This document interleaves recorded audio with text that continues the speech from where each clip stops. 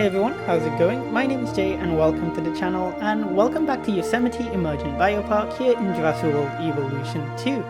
Today we're going to be building our really big kind of Jurassic themed habitat, mainly themed around the Morrison formation. So we're going to have 3 different types of sauropod. We're going to have the Apatosaurus, we're going to have the Diplodocus, and of course we're going to have the absolutely iconic Brachiosaurus. And you might be thinking, didn't you just do a habitat for the Camarasaurus, which would have fit perfectly with these? The answer is, oh, also by the way, I accidentally let out all my Dryosaurus there because I was trying to get the fences even. Don't make my mistakes. Don't delete the fences of a pre-populated habitat. That just does not lead anywhere good. And there's me doing it again, right? I never learn. But anyways, we're making a habitat for a lot of these Jurassic animals, and you might think, why not the Camarasaurus and Dryosaurus? I thought, might as well have some variety in the habitat. 4 sauropods in one habitat is a bit intense. So 4 species of sauropod. It's a bit of a lot of these are titanic animals, and that's another thing though I was just thinking about. It's just seeing the sheer size of a sauropod, it must get overwhelming if you're seeing a whole bunch of them in just one sitting. So I'd split them up anyways, and maybe in universe it might have an explanation like, oh, the Camarasaurus just doesn't like the others. I mean, if you play the game, none of the sauropods like any of the other sauropods, which is bizarre.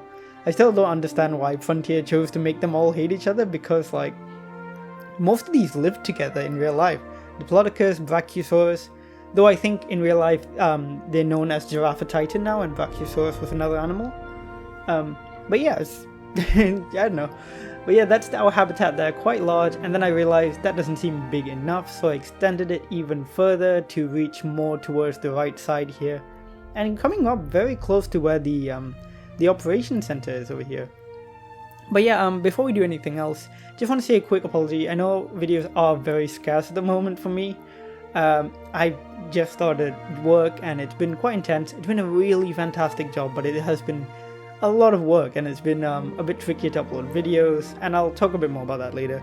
But also I've started a bit of a side project that I'm working on, and I might have mentioned this a while ago, more than a year ago. I wanted to make a science communication based YouTube channel, and that's something I'm trying to work on in the background. I'll let you guys know, of course, if I really get it off the ground and stuff like that, but it's probably still a long ways away. But it's something I've been working on in the background, so that takes up a bit of my time as well. Plus, just life stuff does just kind of take up a bit of time in general, so videos do end up becoming scarce sometimes. But I do still love playing the game, and I will very much play it whenever I get the chance. Also, one thing that has been taking up my time is I randomly started playing Assassin's Creed Odyssey and got obsessed with it and didn't put it down for ages. So that was another thing that sucked up my time a bit, but I'm trying my best to get out videos relatively regularly. I'm still really keen on finishing up this park in a really interesting way. I would like some big carnivores and stuff to add some more unique habitats. I'm thinking of a lakeside habitat or something for one of the more piscivorous dinosaurs, so we might see how that works. As you can see, the concept for this Jurassic Morrison formation habitat was to have it be like a riverbed kind of situation. And I think it worked out pretty well. I ended up using a lot of foliage as well, so it kind of takes away from the dry riverbed vibe, but I think it still feels very much like a riverbed. And over here in the corner, I thought we had an empty space. Why not include a carnivore? And one that would be, relatively safe for the visitors to see while being in a tour ride. So I thought, there's an obvious choice in Ceratosaurus, because of course, Ceratosaurus lived in this location. So did Allosaurus, which we'll do a habitat for in the future. But yeah, I really like the Ceratosaurus in the game. I think it's really cool. In real life, Ceratosaurus was a fascinating dinosaur because people used to think of it as a lot more scrawny than it was, and then we realized it was well, not we, paleontologists, but they realized it was actually really bulky, quite hefty, probable scavenger, but of course we don't know. It probably still hunted smaller dinosaurs and stuff. But yeah, fascinating dinosaur. And we're coming up quite quickly to the end of the time lapse today. I hope you all enjoyed that. I hope you're all doing well, by the way. I don't know why I feel like I'm doing an outro, and that's because I recorded this after I recorded the live portion, so it's all weird in my head. But yeah, hope you're all doing well, hope you all had a good new year. I probably already said that, it's mid-January, I don't know why I'm saying that again, but I hope you've had a good January, I suppose. I'll be back hopefully within a few days or next week with another one of these videos. Don't forget to leave name suggestions in the comments for our new dinosaurs. We will be naming a lot of dinosaurs in the live play, so expect that to take some time. But if you want to skip right ahead to the actual, like, us talking about the habitats, feel free to do that as well. It's entirely up to you. But yeah, thanks so much for watching this portion of the video, and I'll catch you all in the live play section. See you then.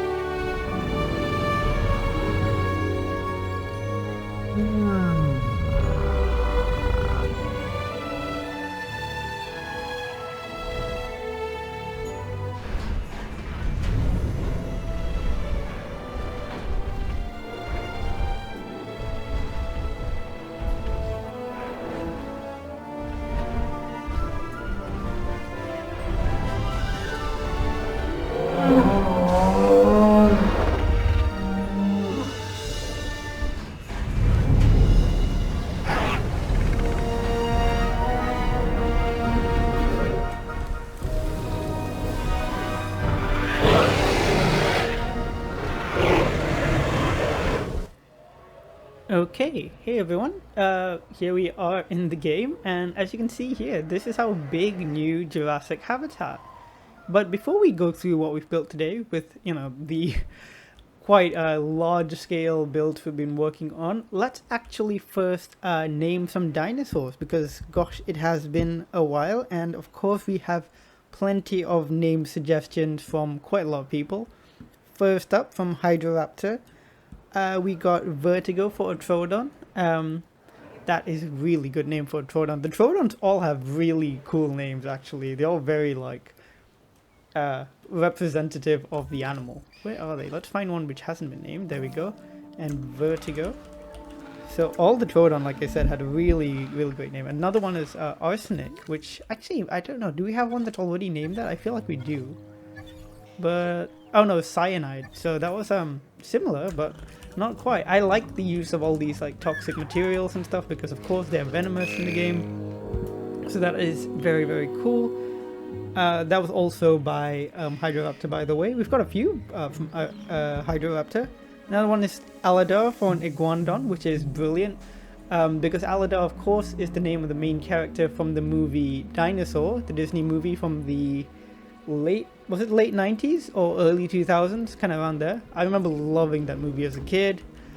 I still find it incredibly perplexing that they chose the mammal characters to be lemurs. Like, I mean, just out of nowhere. It was just such an odd choice. Like, why not any other small mammal? I mean, not saying I don't like lemurs. I love lemurs, but just, you know, for a Cretaceous small mammal, I don't think lemurs were particularly the best bet.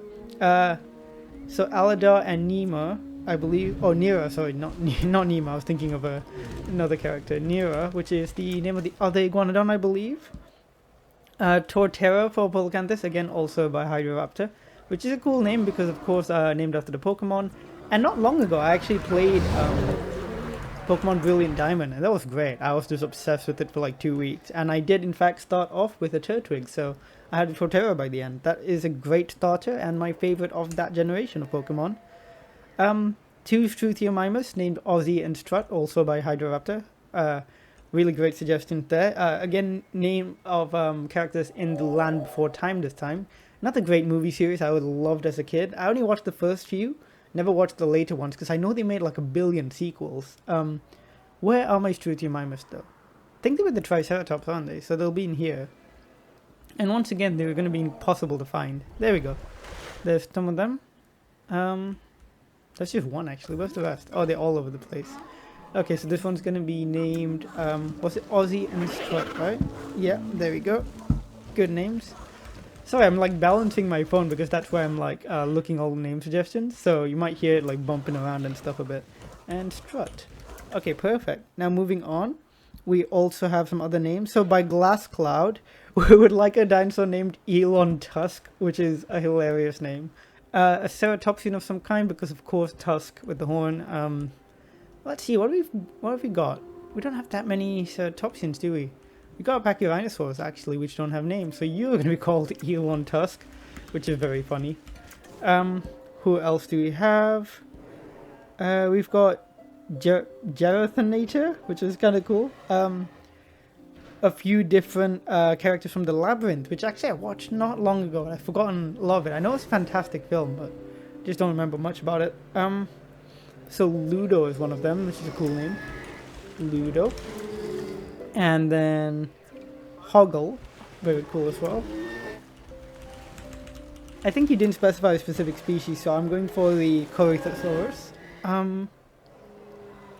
Next one is Sir Didymus, very cute.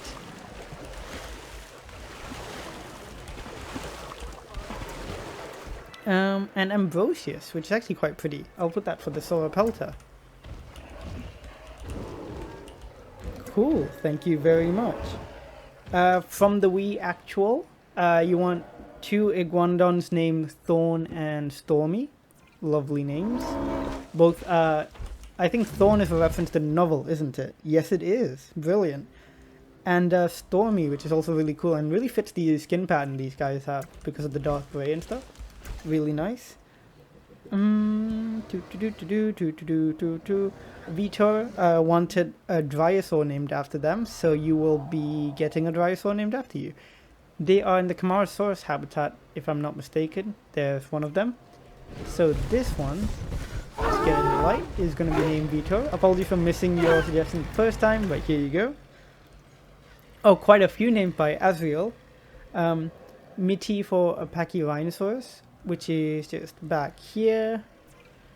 I need to find a more organized way of doing this. Sergeant C for a Cretaceous. I assume because it looks like it has a helmet on it, which is very appropriate. Where are the Cretaceous? I swear, they disappear so quickly when I'm not looking. That one's named Ludo. That one's Sir Didymus.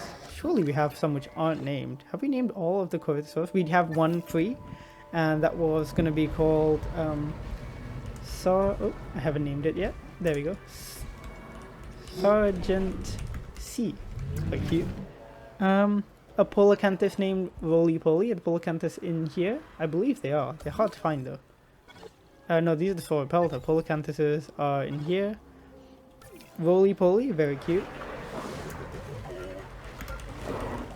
Oh, you also suggested Alida for an Iguanodon and Thorn for a Sauropelta, but we already have a Thorn. And Stumpy for a Camarasaurus. Baleen, that one. Stumpy. They do have Stumpy actually. They're kind of stumpy, but yeah, that's nice. You also suggested Becky for Struthiomimus, which I think we actually added in a previous episode.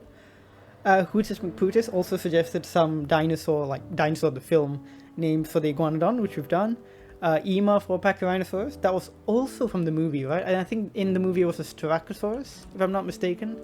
But we'll do that nonetheless. Ema is a very lovely name. You can be called that.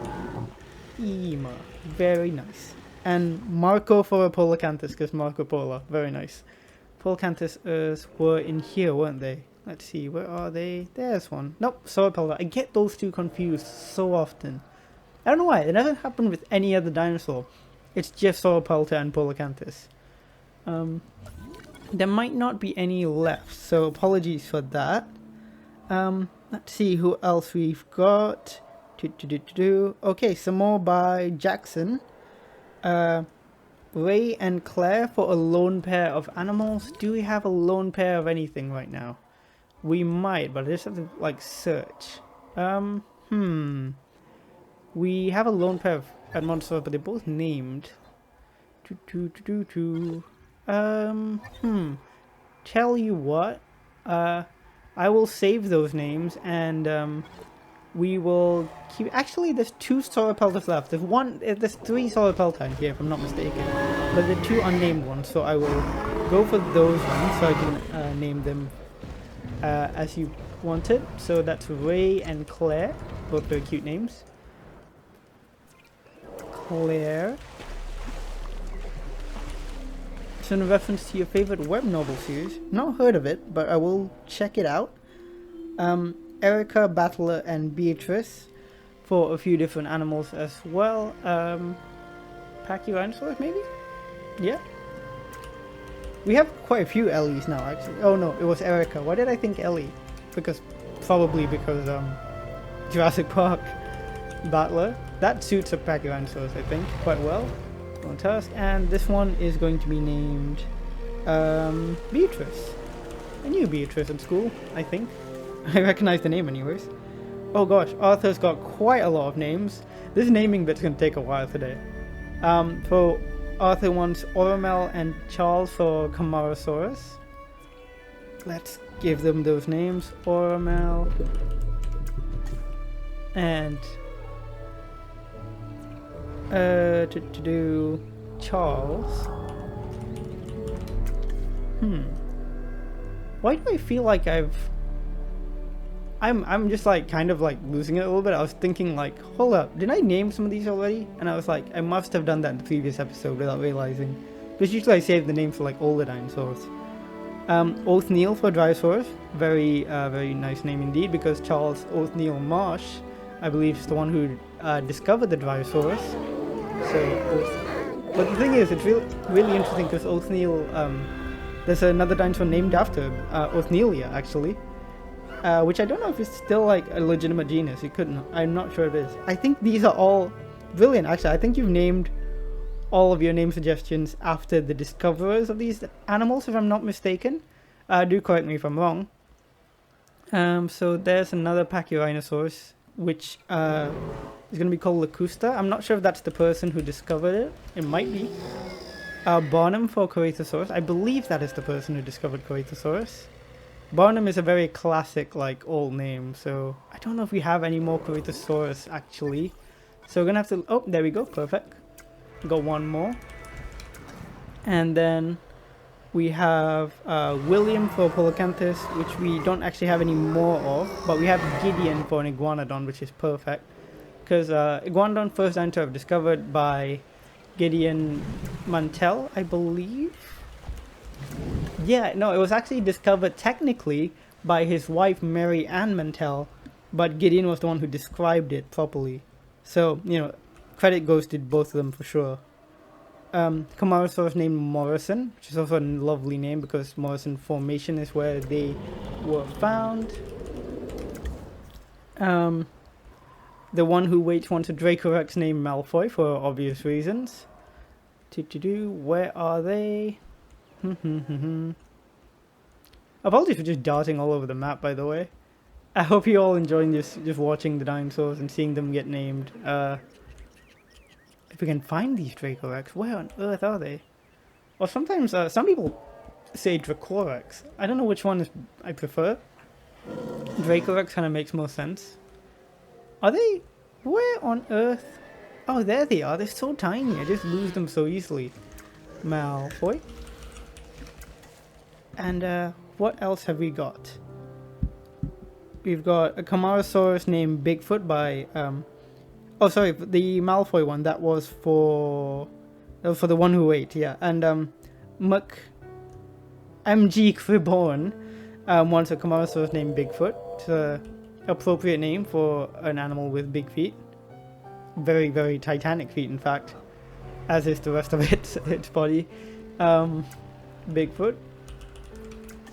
And a Troodon named Scorpion. Again, these Troodons are getting these super cool, like, edgy names. Very nice. Let's see. There's so many Troodon. We definitely have, like, a few left at least. Okay, perfect. Scorpion for you. I think we still have, like, 2 or 3 Troodon left. And, okay, a couple more, actually. Gosh, we're going on for a while. Apologies for that. Rayan wants a Minmi named Mini-Me, which is adorable. I think, I'm sorry, but all the Min-Mis are taken if I'm not... Oh, no, they're not. There's one left. Perfect. So this one's going to be called Mini-Me. Very, very cute. A Carnosaurus named Bob. Just Bob, as you said. I don't know if we have any left. We're over there, actually. Let's see. Stumpy, Ormel, Baleen, Charles. I think we may have run out, actually. So I do apologize for that, but I hope you enjoyed the other one's names nonetheless. And yeah, that is it for today's naming conventions. Very long, of course. I do hope you guys got your dinosaur that you wanted. Feel free to suggest more names, of course. And now let's look at these habitats we built. Of course, these tour runs through these habitats. You can see one's going right over there. I like the riverbed kind of look. It makes the habitat feel like it just keeps stretching on. Really, really like how it looks. And I love that there's not actually that many dinosaurs in here, and they're mainly big dinosaurs. I might add a few smaller ones here and there, like maybe some Dryosaurus, but for now, I think it looks really lovely. And seeing these like titanic animals just walk through it, like, it really is quite beautiful. There's 3 Brachiosaurus with different colorings, of course.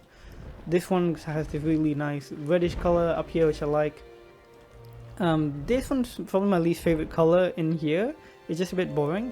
This one, of course, is a lot more like classic, but I love these like green, tepid brown marks here. It looks almost swampy, but against the cool gray, I think it works really well.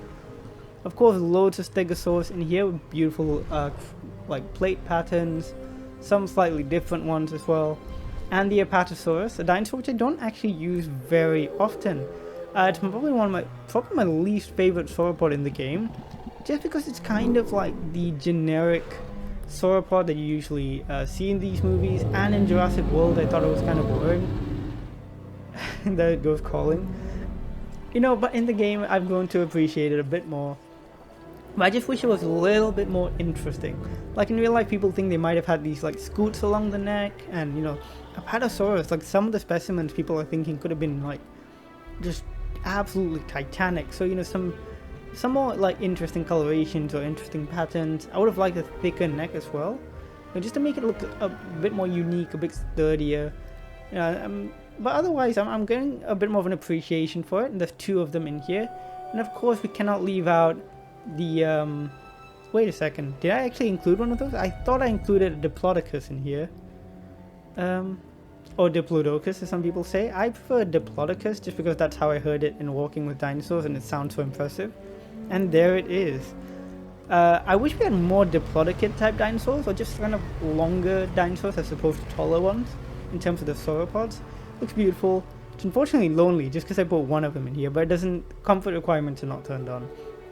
This is very cute. It's not my favorite pattern that they can have. They can have some nicer ones, but I thought, you know, let's just try one of these, and it looks really nice.